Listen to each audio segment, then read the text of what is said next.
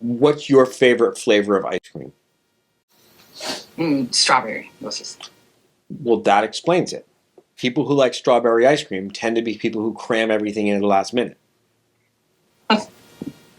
If only you were born with different taste buds and preferred mint, then you could be one of these people who can get an assignment at the beginning of the semester and begin working on it in the first week and have a nice, steady, consistent progress. And then the end of the semester comes and there's no big flurry.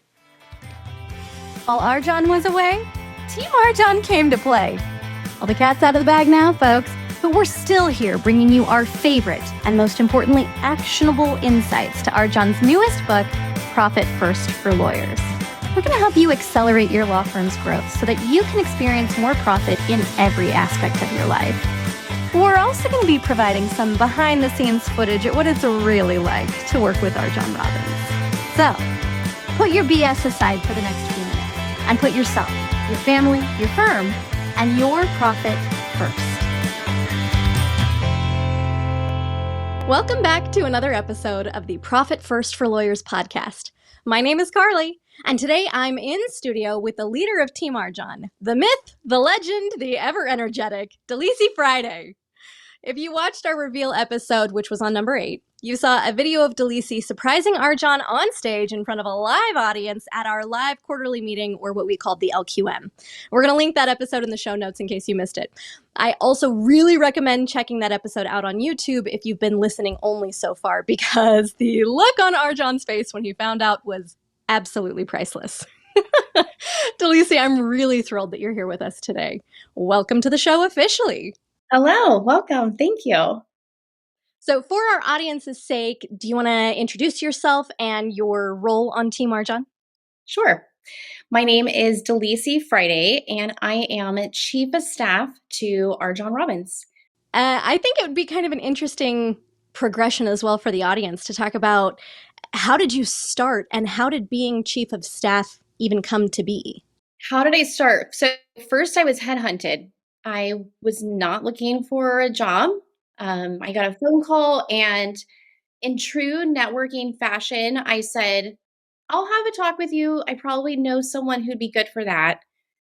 I'll give you 15 minutes, and then maybe I can give you a referral for the right person. And then when I talked to the headhunter, he described me, and I said, you're actually not looking for anyone else. You're looking for me.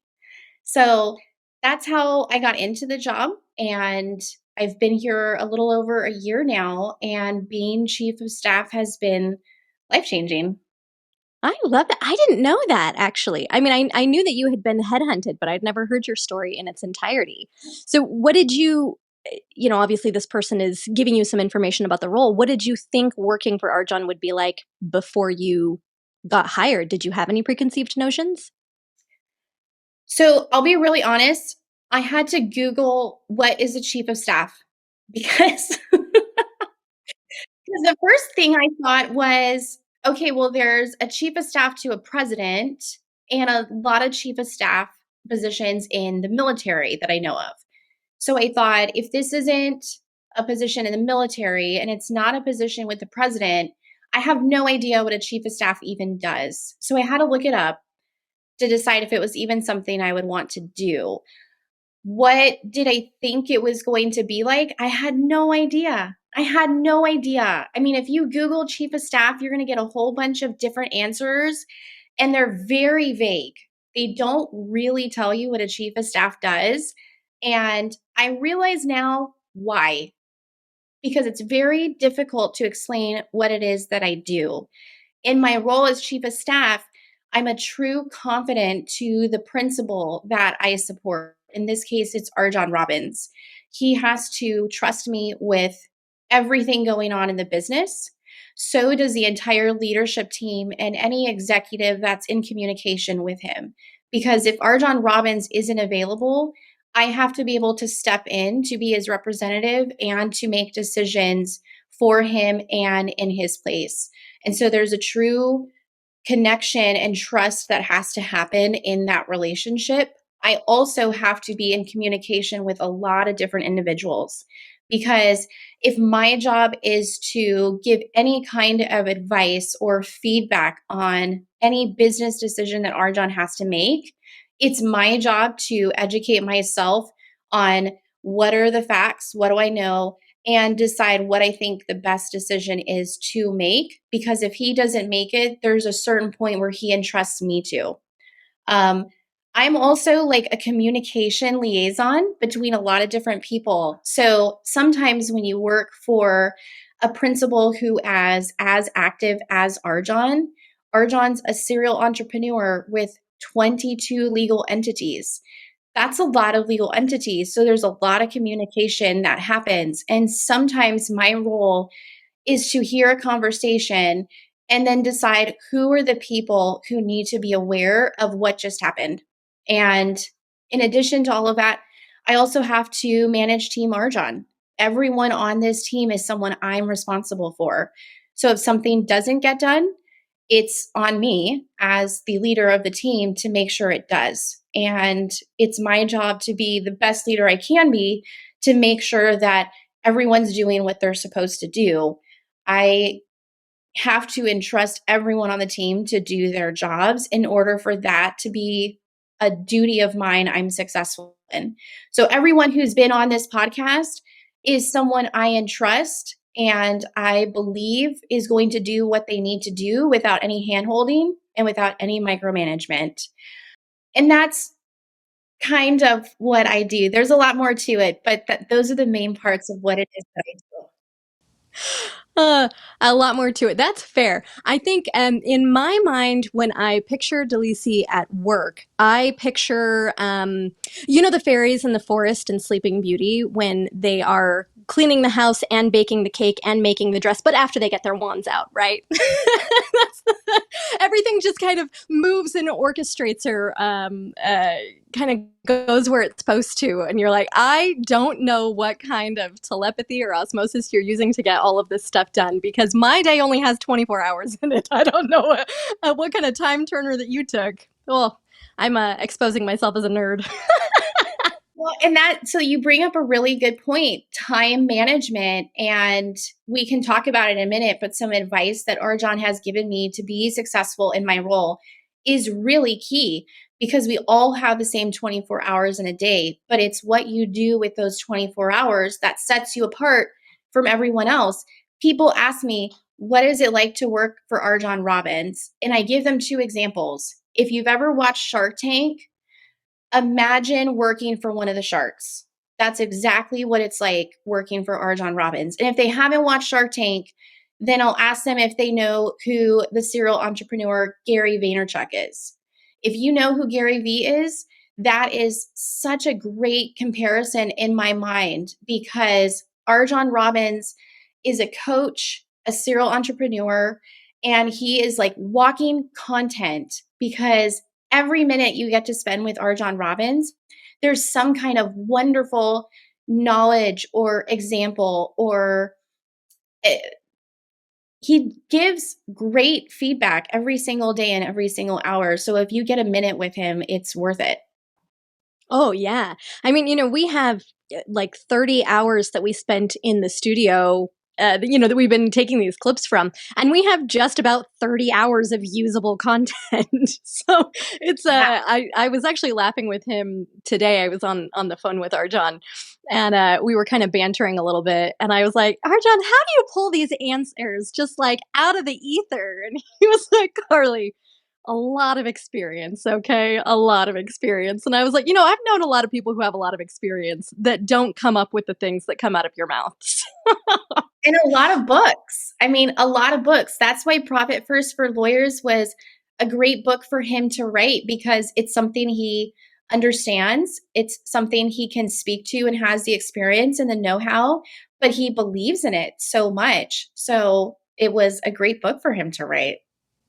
Yeah. So as far as, Delisi, you've mentioned a lot of things about the way that you work in order to support RJon. What is it like to work directly with him? Can you give any personal experiences? What is that really like day to day? What kind of relationship do you guys have? What kind of things do you banter about? So I would say one thing that's really important when you're talking with RJon is understanding that time is important. So I always have a list of questions and a list of topics I have to go over with him. If he ever calls me and says, I have 10 minutes, I'm like, yeah, 10 minutes. I've got 20 questions and I can sneak them all in. And the way that I do that is I am very purposeful with my words and how I explain something. And so, my biggest advice for anyone working with someone who's as busy, or just advice in general, is I have learned I cannot talk in normal Delisi, which is I tell long stories. I don't know how to tell a short story. I feel like if I say something really fast, I come across as rude. But when you're working with a business professional at the caliber that RJon is, I don't have that time. I need to be able to tell him, here is the issue in front of us. Here are the facts that you need to know. Here's my suggestion for what you should do and why. And then it's his decision to make from there.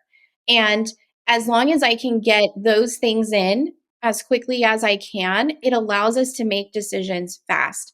And the reason, one of the many, that RJon Robins is so successful is he makes a lot of decisions every single day. Every time you make a decision, it gets you that much closer to a resolution or having something come of that decision.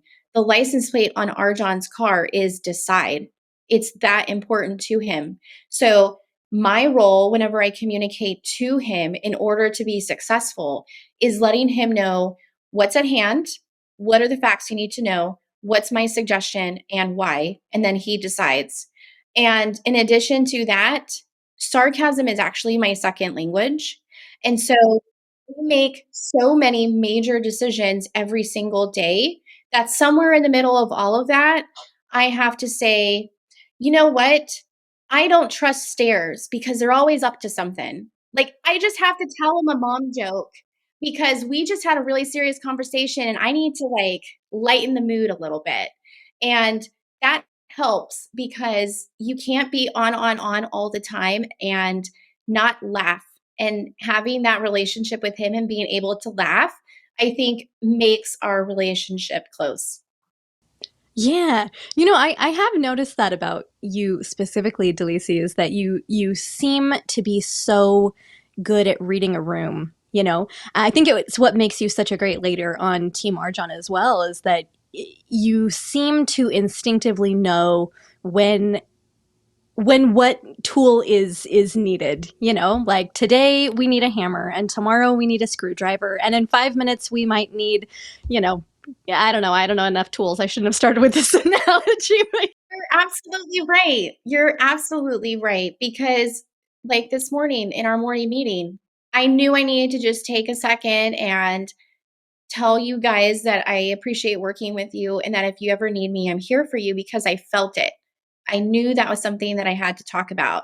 And that's so important because if I don't take a moment to recognize that I work with people and not robots, and I don't take a moment to realize that we have to connect, the only way we're a great team is if we connect. And when we connect and we have a true bond together, we're an exceptional team. And if we want to go fast and do great things, that connection is really important. yeah, thanks, Delisi. I will say, amongst the team, we have talked behind your back about this, about really what is special, and I have never been a part of a team quite like this, so I definitely think that is in large part to who you are and who you have looked for, and kind of this culture that has been cultivated amongst us. So anyway, we super appreciate you. I'm so excited to get to interview you today. I'm honestly feeling a little bit, I don't know. I feel like I'm almost more intimidated trying to interview you, the Delisi, right, than I am when I talk with RJon. Of course, most of those times it's not recorded for however many people. I'm an easier conversation than talking with RJon. And if something's not right, we'll edit it and post. Yes, hey, that's it. So, okay, you have spent hours upon hours upon hours upon hours, more hours than anybody probably has thought with RJon. Can you tell us what is one of the most valuable pieces of advice that he's either given to you directly or that he has given to somebody else that you've taken? Yes. So the best piece of advice RJon has ever given me is to always ask myself, is this the highest and best use of my time? I am someone who, if there is a problem or a challenge or a project in front of me, I have no problem doing it all, even if it kills me. Even if something is not a task I should be doing, if it helps a team, if it gets it done, I'll kill myself and do it. But I also have to realize not everything is the highest and best use of my time. And that's why I have to continue to grow the team, because it might not be the highest and best use of my time to do one task. But RJon has reminded me, if I can have someone else do those tasks and I place a value on my time, then he will have me pull out a calculator, which is something you have to have around at all times when you work for RJon Robins, because every decision needs to be made with facts and data. And lots of times when you talk about money, you're crunching the numbers. So he will have me sit down and say, Delisi, how much do you make an hour? And I'll tell him, and he'll say, okay, if you spend this many hours doing that, how much will it cost me? And I'll tell him, and he'll say, don't you think I should hire someone else to do that? And you spend those hours doing this that only you can do. And when he says it like that, I realize there are certain things that only I can do. I helped RJon launch a business from scratch in November that is now going to potentially gross $50 million in its first year. There are certain skills and experiences that I learned from that I cannot pass on to anyone else, because until you do it, you can't really explain it. And so when I think about things like that, I realize sometimes just because I can do something doesn't mean I should do something. And if I ask myself every single day, what is the highest and best use of my time, then I can put myself into those situations where it is the highest and best use of my time. And I can delegate and trust my team to do those other tasks, and we can get things done more efficiently. Yeah. You're really good at that too. And I will say you're also very good at teaching that, because I tend to be a yes person, and that's something that you've definitely had to coach me up about quite a bit is that just because you can do it, should you though? Right. No, it's such an important lesson. And just so you know, Carly, everyone's working on that. No one has that figured out. I don't think no one ever will. I think everyone will always have that as something they need to work on. Yeah. But I do agree that that's quite valuable to just sometimes take a pause, especially sometimes I think if I have too many things on my to-do list for that day and I feel like I'm racing the clock and I'm going from smooth efficiency into kind of that stressful anxiety, when you have too many tasks on your list, right? And just kind of taking a pause and asking myself, is everything on this list necessary? Is all of this the highest and best use of my time? Or does some of this need to be delegated? And I definitely learned that from you. Well, good. And I would challenge you to say, if someone else helps me with it, how much faster am I going to get to work on that next project? That's the other part of it, because once you're done, doesn't matter if you did it all or someone else did it. Forget about the recognition and who did what. As long as it's done, that's what matters. Yeah. I love that. And I do think it dovetails pretty nicely into the clip that you chose today, right? From RJon in the studio. Do you want to go ahead and introduce that? Yes. So the clip that I chose, I called it Procrastination and Ice Cream. And the reason I picked that clip is because I am a procrastinator. I totally am. I realize now that's actually a superpower of mine. And the reason I say that is because I will procrastinate something if it's not the best time for me to do it. And I'll explain what that means. Sometimes the decisions I make or the tasks that I need to do require me to tap into a different part of my brain or think differently.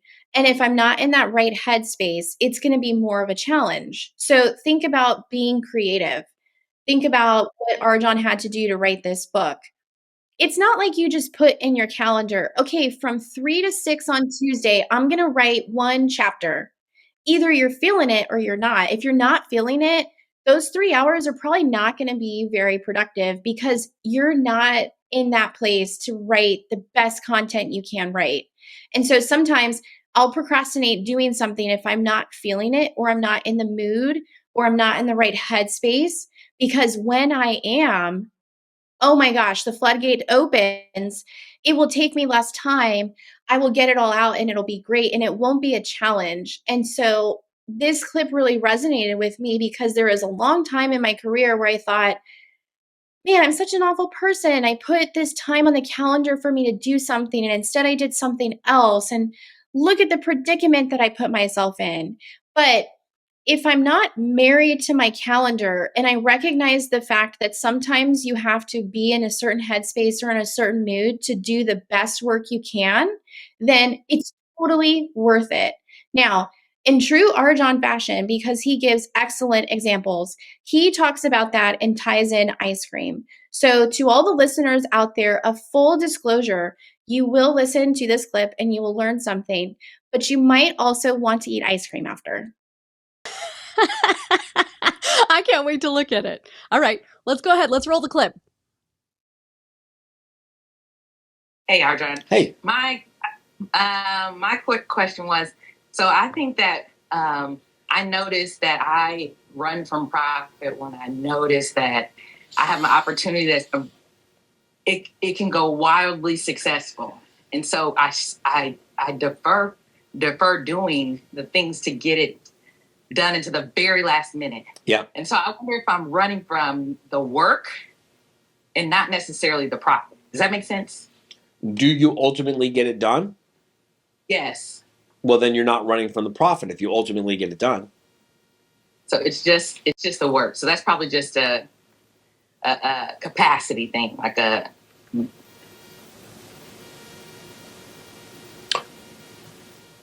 What's your favorite flavor of ice cream?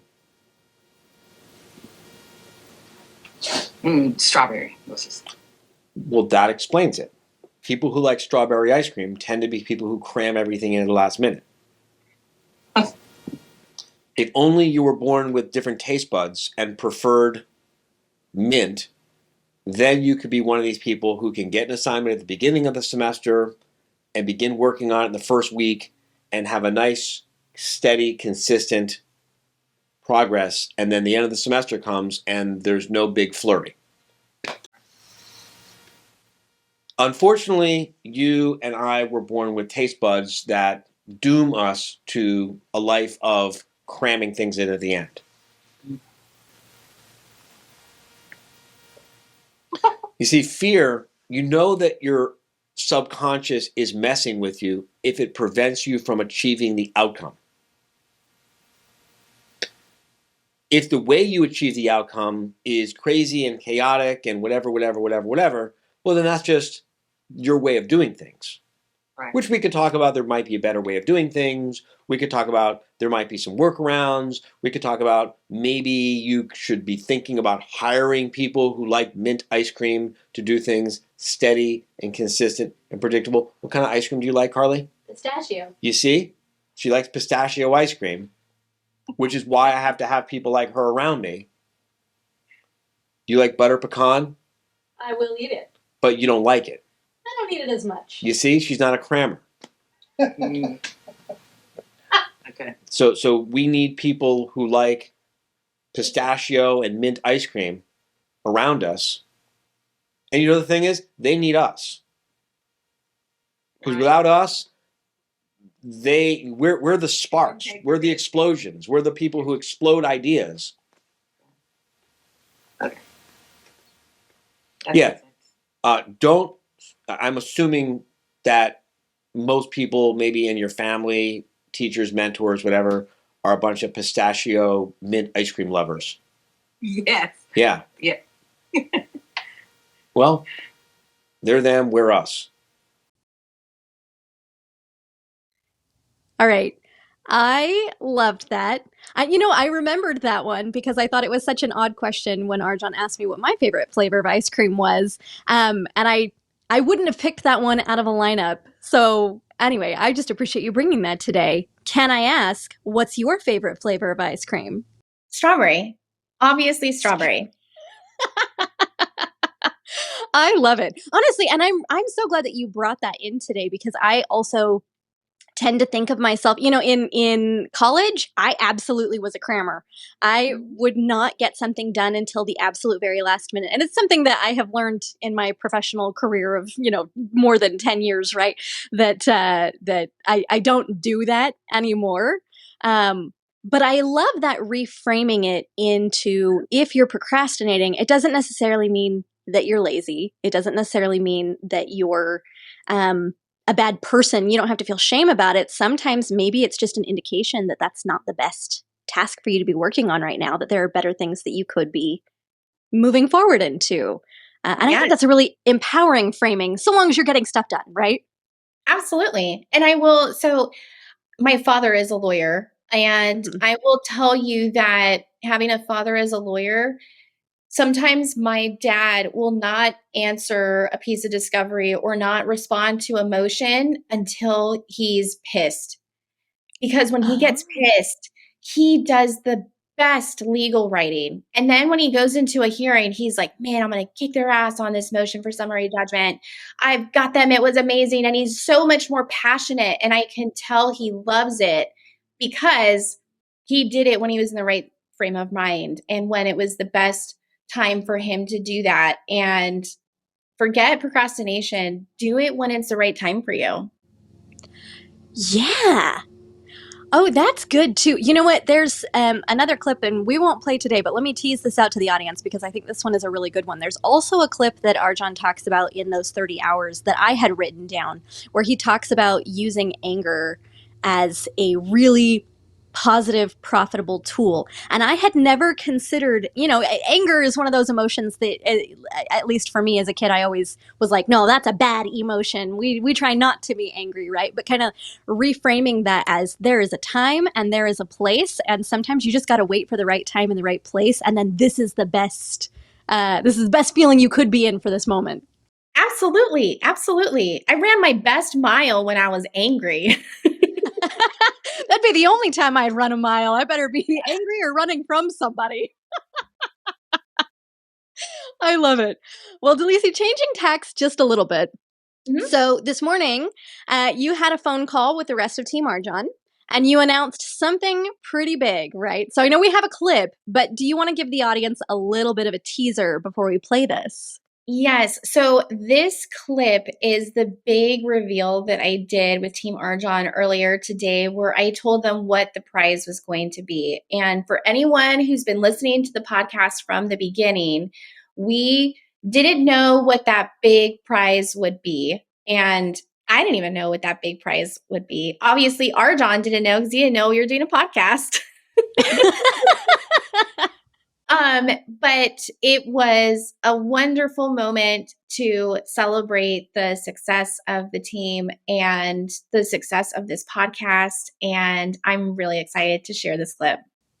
Yeah. Okay. Let's go ahead. Let's roll the clip.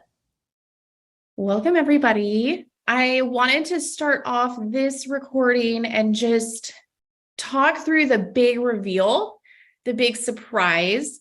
We had been talking about something would be a big surprise at the end if we did a great job with the podcast. So I wanted to share what that surprise is because I had a chance to talk with RJon and figure out what was appropriate. So are you all sitting down? It's a pony. No, I'm just kidding. We did an excellent job with the pre-launch of the Profit First for Lawyers book. And to date, the last time I ran a report, we have sold 24,950 copies of the Profit First for Lawyers book. So who's buying 50 more? No. Yes. We are. I'm sure 50 have come in since that last report, but when I was talking with RJon, that was such a great number. Like it's an amazing number. We never thought we would hit that. It was out of this world. So we said, let's do something really intentional in true RJon fashion. So he said, let's make each book $1. So I'm going to take $24,950 and I'm going to divide it up amongst the 5 of you, Carly, Zoe, Tammy, Raul, Denise. You're all going to get $24,950 divided amongst the 5 of you. Wow, that's awesome. Thank you. Congrats. I got to step back for a second. Ooh. Yeah. Wow, you guys, thank you. Congratulations. Yeah. And I just, for those of you who are watching on YouTube and you see the video camera, we have Lena joining us too. Lena, I wanted you to be a part of this because you are new to the team. But what I think is really important is for you to know you joined a team and a team wins together and loses together. We absolutely won together. And when that happens, we will all get rewarded for it. So this is a sneak peek at what it looks like to win together as a team. I mean, I'm honestly still in a lot of shock over the reveal. I'm so grateful. You guys have been amazing. Thank you for this. I don't know what to say. I myself am still kind of speechless. Well, thank you, Carly. You've done a wonderful job with this book launch and with this podcast. And I want you to know I really appreciate all of your hard work. And I know RJon and the team do as well. Thank you. And thank you for being here today. And a big thanks to you and to RJon for trusting us with this really giant project, for trusting me with this project, and for really going above and beyond to make us feel appreciated. I'm really excited to have you on another episode. And I'm also really excited to keep collaborating with you in the future. Agreed. The feeling is mutual, Carly. Oh, I love it. All right. Well, that's what we have for you guys today, folks. And I hope that you enjoyed this episode. Remember to send us your feedback at podcast@profitfirstforlawyers.com and to go to profitfirstforlawyers.com to order your copy of the book. So stay tuned next time as we begin part 2 of our 7-part series on the 7 main parts of every successful law firm. And as I continue to serve up some really piping hot tea. Thank you for joining us on another episode of Profit First for Lawyers. If you're enjoying what you're hearing, tell a friend. And buy your copy of the book at profitfirstforlawyers.com. Your future self will thank you for it. And we will see you next time.